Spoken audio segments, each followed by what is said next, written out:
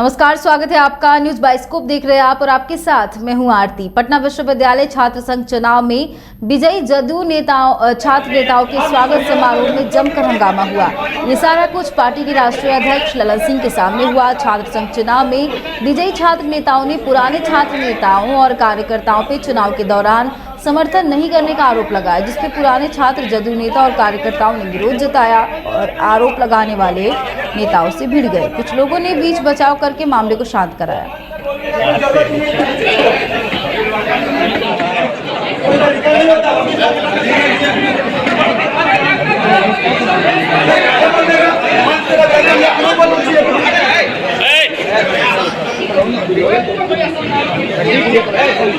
दिमाग नहीं है कुछ भी।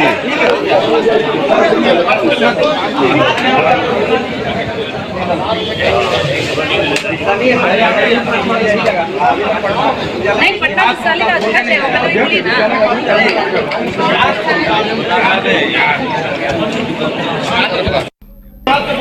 ये तस्वीर आपको दिखा रहे रात पटना से, जहां जदयू छात्र नेताओं के स्वागत समारोह में हंगामा हुआ है। आपको बता दें कि इस दौरान छात्रों ने समर्थन नहीं करने का आरोप लगाया।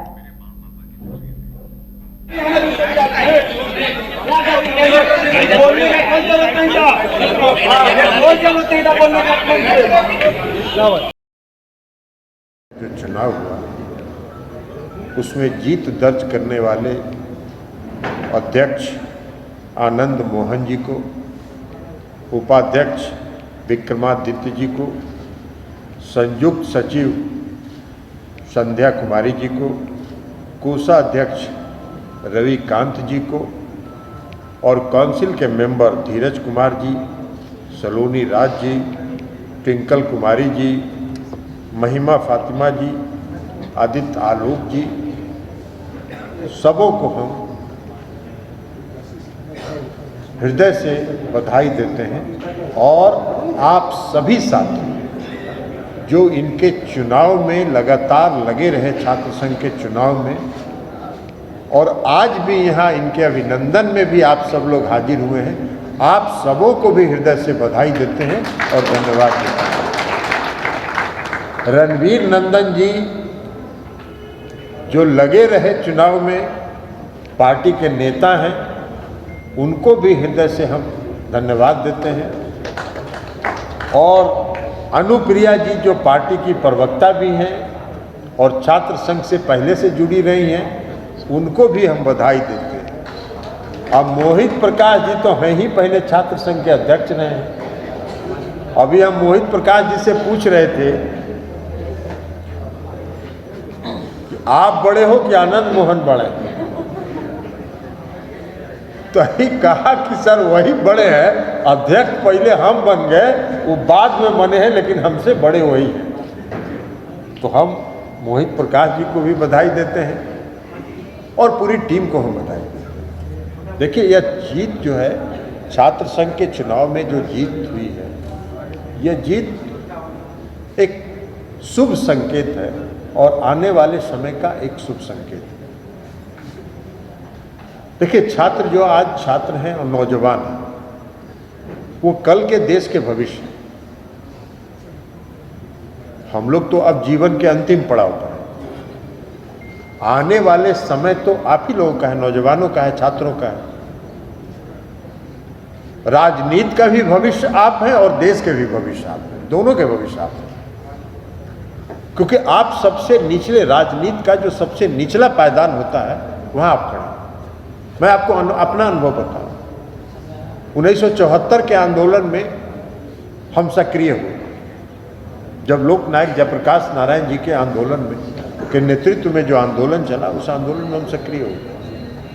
और उस समय हम टीएनबी कॉलेज भागलपुर के छात्र थे और टीएनबी कॉलेज भागलपुर के छात्र संघ के पदाधिकारी थे। उसमें हम संयुक्त सचिव थे और बाद में जाके हम वहाँ के छात्र संघ के जनरल सेक्रेटरी हुए, महासचिव हुए। तो हमने जो राजनीतिक अपनी शुरुआत की 1974 के आंदोलन से, वो छात्र नेता के रूप में और छात्र संघ के पदाधिकारी के रूप में। तो इसलिए हमने ये कहा कि आप देश के भविष्य, आप राजनीति के भी भविष्य, किसी को नहीं पता है कि आने वाले समय में, हम जब छात्र आंदोलन में आए थे 74 में, तो हम कभी कल्पना भी नहीं किए थे कि हम किसी पार्टी के सांसद बनेंगे, किसी पार्टी से हम किसी पार्टी के राष्ट्रीय अध्यक्ष बनेंगे, हम किसी पार्टी के प्रदेश अध्यक्ष बनेंगे, लेकिन बने। तो इसलिए आप में जो प्रतिभा है वो आज आप नहीं कोई इसको जानता है, लेकिन भविष्य में आप ही राजनीति के भी भविष्य हैं और देश के भी भविष्य। देखिए आज सबसे बड़ी समस्या क्या है नौजवानों के सामने।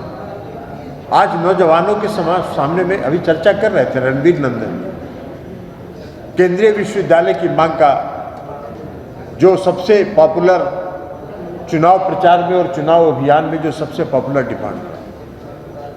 मुख्यमंत्री नीतीश कुमार जी ने ठीक कहा, हाथ जोड़ के प्रार्थना किया था इस देश के आदरणीय प्रधानमंत्री नरेंद्र मोदी जी से कि भाई पटना विश्वविद्यालय को आप केंद्रीय विश्वविद्यालय का दर्जा दीजिए। आप आज घोषणा कीजिए। प्रधानमंत्री जी ने एक शब्द उस पर चर्चा भी नहीं किया, यह भी नहीं कहा, न हा कहा न ना कहा। को मालूम है पटना यूनिवर्सिटी के छात्र, मुख्यमंत्री नीतीश कुमार जी भी पटना विश्वविद्यालय के छात्र हैं और पटना इंजीनियरिंग कॉलेज के छात्र हैं। वो जब सांसद थे, हम लोग भी सांसद थे, तो उस समय उन्होंने मुरली मनोहर जोशी जी जो मंत्री थे, शिक्षा विभाग के HRD मिनिस्टर थे, माना उनको जाके उन्होंने कहा कि पटना इंजीनियरिंग कॉलेज देश का सबसे पुराना इंजीनियरिंग कॉलेज है, उसको आप NIT बनाइए। और मुरली मनोहर जोशी जी ने इसको स्वीकार किया और आज NIT पटना में बना। तो इसलिए हम कह रहे हैं कि नीतीश कुमार जी का जो लगाव रहा और इसलिए उन्होंने केंद्रीय विश्वविद्यालय की मांग की। हम लोग जब ये चर्चा करते हैं कि आज का जो NDA है, राष्ट्रीय जनतांत्रिक गठबंधन है, वो पुराना अटल जी का और आडवाणी जी वाला NDA नहीं है। इसलिए कि अटल जी और आडवाणी जी का जो NDA था उसमें नीतीश कुमार जी ने मांग किया और उसको सहर्ष स्वीकार किया गया। और आज के NDA का अंतर यही है कि वही नीतीश कुमार जी बिहार के मुख्यमंत्री के रूप में मांग कर रहे हैं प्रधानमंत्री से पटना विश्वविद्यालय के फंक्शन में, और प्रधानमंत्री चुप रह जाते हैं। क्या पटना विश्वविद्यालय सबसे पुराना यूनिवर्सिटी है, सबसे पुराना यूनिवर्सिटी है इस देश का, और आज पटना यूनिवर्सिटी को केंद्रीय विश्वविद्यालय का दर्जा क्यों नहीं मिलेगा? नहीं हो। देखिए आज नौजवानों को और छात्रों के साथ सबसे बड़ी समस्या है रोजगार की, बेरोजगारी की। हम लोग 2014 में जब इस देश के प्रधानमंत्री आदरणीय नरेंद्र मोदी जी बने, 2014 के चुनाव के बाद हम लोग चुनाव लड़ रहे थे।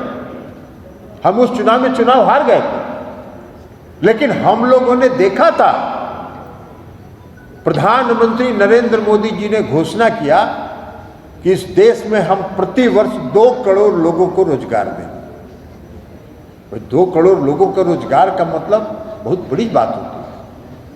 और हमने देखा अपने क्षेत्र में, जब हम चुनाव प्रचार में गांव में जाते थे, जब लोगों से वोट मांगते थे, तो लोग कहते थे कि हम तो वोट आपको देने के लिए तैयार हैं, हम तो वोट आपको देना चाहते हैं, लेकिन हम क्या करें, मेरे घर में मेरा बच्चा कर्नाटक में पढ़ता है, बंगलोर में पढ़ता है, कोई कह रहा है कि महाराष्ट्र में पढ़ता है, वो सब कॉलेज छोड़ छोड़ के यहाँ आके बैठा हुआ है घर में, और हम लोगों का दरवाजा रोक के खड़ा है, कहता है कि इस बार भर हाथ जोड़ के आप लोग नरेंद्र मोदी जी को वोट दे दीजिए, हम लोग को रोजगार मिल जाएगा। माने ये स्थिति थी। पूरे देश के जो लोग जहां जहां पढ़ रहे थे, सब अपनी अपनी पढ़ाई छोड़ के गांव में आ गए और गांव में आके अपने अभिभावकों से प्रार्थना कर रहे थे कि भाई वोट दे दीजिए, मोदी जी हम लोग को रोजगार दें। भाई 8 साल हो गया, 16 करोड़ लोगों को तो रोजगार मिलना चाहिए था। तो आप लोग बताइए, पढ़े लिखे आप लोग पटना यूनिवर्सिटी छात्र संघ के सभी पटना विश्वविद्यालय के छात्र हैं, आप लोग बताइए कि कितना 16 करोड़ मिला रोजगार? मिला क्या? क्या मिला? अग्निवीर। अग्निवीर क्या हुआ है? अग्निवीर देखिए हम सांसद हैं, हमको मालूम है 2020 कोरोना के पीरियड शुरू हुआ 2020 के पहले, और 2020 से कोरोना पीरियड शुरू हुआ उसके पहले भारतीय सेना में जो नियमित नियुक्ति होती है, कैंप लगा के दौड़ करा के लगभग लाखों नौजवानों का चयन हो गया था 2020 के पहले। उनका मेडिकल हो गया और सिर्फ उनके नियुक्ति पत्र जारी करना बाकी था, नहीं हुआ।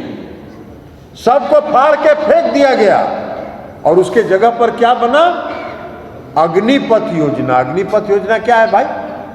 तो 4 साल के लिए हम आपको लेंगे और उसके बाद रोड पर हम टाला देंगे। भाई 4 साल अगर कोई आप छात्र हैं, आपका अगर 20 साल 21 साल 22 साल उम्र हुआ और 4 साल जाके आप अग्निवीर का नौकरी कर लीजिएगा और वहां से जब निकाल के बाहर कर देगा तो कहां रोजगार खोजिएगा आप तो उसके लायक भी नहीं बचिएगा कि आप रोजगार खोज सकें। तो ये बेरोजगारी के प्रति इस सरकार का नजरिया। आप सब लोग पढ़े लिखे लोग, छात्र हैं, रोज टीवी देखते हो। इस देश में आज बेरोजगारी सबसे बड़ी समस्या है। कभी आपने टीवी पर देखा है कि केंद्र की सरकार ये चर्चा करे कि हम बेरोजगारी दूर करने के लिए और इस देश में रोजगार सृजन के लिए हम ये योजना बना रहे हैं? कभी आज तक कभी चर्चा होती है टीवी में? नहीं होती। चर्चा क्या होती है? कैसे धार्मिक उन्माद फैला।